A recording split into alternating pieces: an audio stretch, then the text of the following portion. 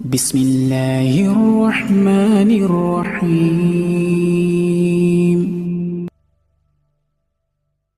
Bismillahirrahmanirrahim. Assalamualaikum warahmatullahi wabarakatuh.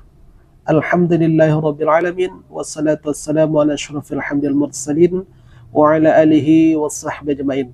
Saudaraku yang beriman kepada Allah Subhanahu wa taala, kembali lagi berjumpa dalam channel kita Orang Surau. Alhamdulillah kita masih dipertemukan oleh Allah Subhanahu wa taala dalam channel ini.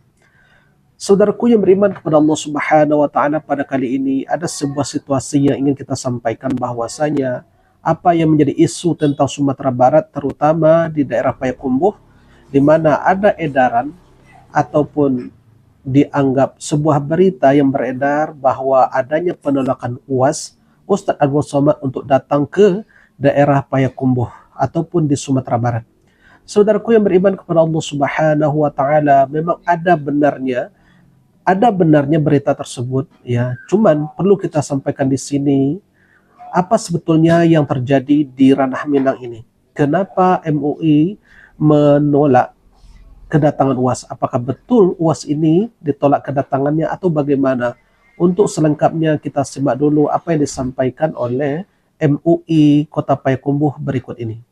Adalah Bapak Herman Ali, Ketua MUI Payakumbuh, menyatakan bahwa ada penolakan terhadap kehadiran UAS sebagai penceramah tabligh akbar di Kota Payakumbuh.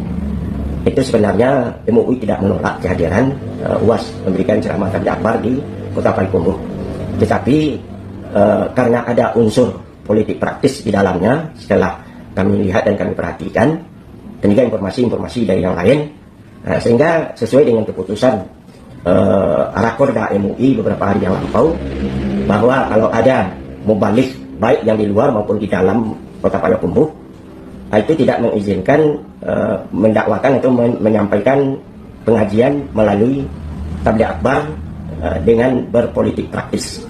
Maka oleh sebab itulah kami melarang hal yang seperti itu, dan bukan melarang kehadiran dari UAS untuk menyampaikan tabligh akbar.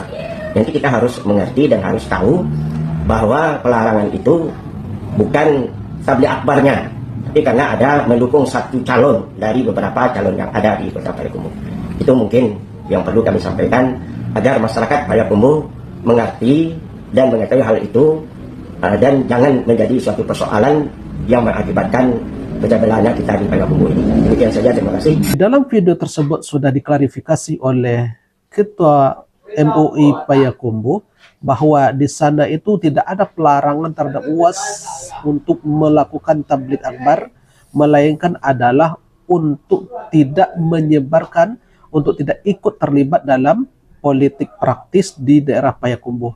Hanya itu yang disampaikan oleh Ketua MUI Kota Payakumbuh ini. Namun apa yang beredar di kalangan masyarakat kita, di dalam benak kita, masyarakat kita awam, yang terdengar itu adalah bahwa MUI menolak kedatangan UAS, menolak acara tabligh akbar yang diadakan oleh panitia di Payakumbuh, dan ini ditolak oleh MUI. Begini penjelasan dari Ketua MUI Sumbar. Apa itu ijtihad politik? Apa betul orang yang melahirkan hukum atas sesuatu, si fulan afdal, si fulan fadil, si fulan lebih, ini kurang? Coba tanya betul, atas dasar apa dia mengeluarkan? Betulkah itu ijtihad politik?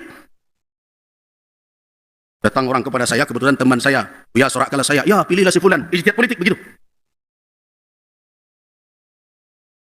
Coba renungkan, istilah-istilah agama, kajian-kajian keagamaan dipakai untuk itu. Apakah itu ijtihad? Saya saja ditanya tentang suatu negeri, suatu daerah yang saya hidup di sana, takut saya melihat bagaimana menilai daerah ini. Apa yang dibutuhkan oleh umat di negeri ini? Apa persoalan sebenarnya mendasar yang ada di negeri ini? Hidup kita di tengah negeri ini, kita begitu mudah saja menyimpulkan siapa yang patut dan siapa tidak patut. Pakai ijtihad seperti itu.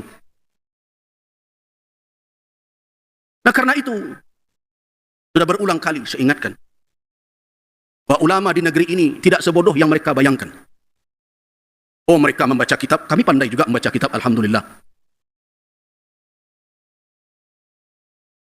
Kalau mereka mengatakan bahwa mereka pernah belajar luar negeri, alhamdulillah, kita pernah juga menjangkau ke sana. Janganlah memandang terlalu rendah Sehingga lembaga keulamaan suruh minta maaf berbagai macam karena menjalankan komitmen bersama seperti sekarang yang dituntut ke MUI Kota Payakumbuh. Bahkan ada yang mengancam, ada yang akan mensomasi, ada yang akan mendatangi pengurusnya. Saya katakan, coba silakan saudara-saudara coba hal yang seperti itu. Kita akan berhadapan, kami tidak akan surut selangkah pun. Kenapa? Karena kami tidak punya kepentingan dengan siapa yang akan duduk di kursi-kursi itu. Kami cuma ingin umat ini memiliki kacamata yang jernih. Wahai masyarakat Sumatera Barat, pilihlah pemimpin itu. Dengan apa? Dengan melihat track record mereka, dengan melihat kemampuan mereka, dengan melihat visi misi mereka. Silakan mereka beradu argumen, beradu wawasan, beradu visi dan misi dan gagasan. Biarkan umat ini seperti itu. Kenapa? Karena yang bertemu di dalam pemilihan itu adalah orang-orang Badun Sanak.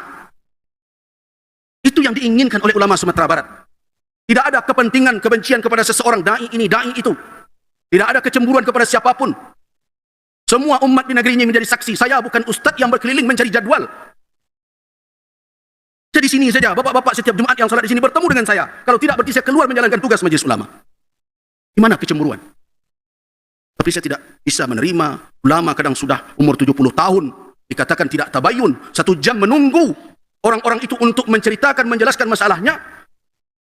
Ulama sudah berumur sebegitu. Kemudian dicaci maki dengan ulama baun tanah dan berbagai macam.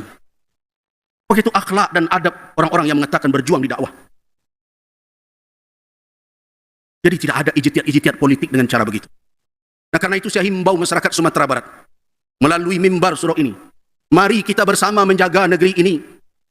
Negeri ini kita yang akan memikul tanggung jawab yang ada di dalamnya. Apapun yang diputuskan oleh pemimpin, siapapun yang terpilih, kita yang akan menyandang hangat dinginnya. Bukan orang-orang itu. Adakah mereka membantu majelis ulama Kota Payakumbuh itu ketika berhadapan dengan orang yang akan mengadakan tinju antar perempuan? Bunuh kanduang disediakan ring untuk bertinju. Kemana orang-orang itu? Ini kemarin ada orang yang mengaku sebagai Imam Mahdi, menjadi juru bicara Imam Mahdi, mendapatkan wahyu dari Tuhan di Pasaman Barat. Kemana orang-orang itu? Bukankah majelis ulama yang harus turun siang malam berhadapan dengan masalah demikian? Sekarang majelis ulama meminta dengan hormat kepada tuan-tuan yang terhormat. Kalau mau terjun-terjunlah di negeri Anda masing-masing. Karena masing-masing negerinya ada persoalannya, ada situasinya, dan ada kondisinya.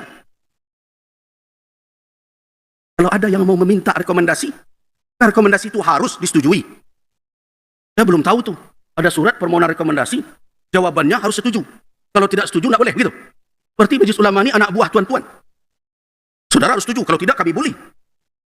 Kami percancangkan kalian di media sosial. Ikut para da'i, ustadz, aktivis mencaci maki, tidak pernah satupun dengan hati yang tenang bertanya, apa landasan keputusannya? Oh, katanya itu melecehkan ustadz kami yang terhormat. Jadi ulama yang hampir 100 orang hadir, perwakilan dari suku kabupaten kota itu tidak punya kehormatan. Ustadz saudara saja yang punya kehormatan. Coba pikir secara rasional. Kita aja yang punya kehormatan, orang tidak punya kehormatan. Itu kan tugas Bawaslu, tugas ini. Tidak semua terjangkau. Jadikan pelajaran Bukit Tinggi ini. Sampai hari ini, lembaga umat berserak-serak. Siapa yang menyusun? Antar ulama saling menjelek-jelekkan. Siapa yang bisa menamaikan?